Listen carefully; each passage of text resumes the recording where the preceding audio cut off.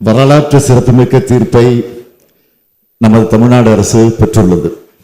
இந்த சட்டமன்ற பேரவையில் நாம் நிறைவேற்றி மாண்புமிகு ஆளுநர்கள் ஒப்புதலுக்காக அனுப்பி வைத்த பல முக்கிய சட்ட முன்வடிவுகளுக்கு ஒப்புதல் தராமல் திருப்பி அனுப்பினார்.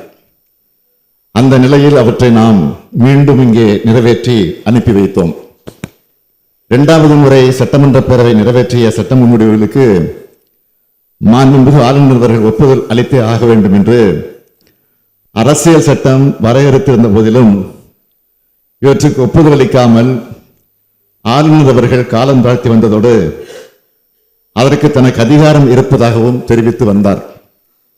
இதனை எதிர்த்து தமிழ்நாடு அரசு மாண்புமிகு உச்சநீதிமன்றத்தில் வழக்கு தொடுத்ததில் தமிழ்நாடு அரசின் வாதத்தில் இருந்த நியாயத்தை ஏற்று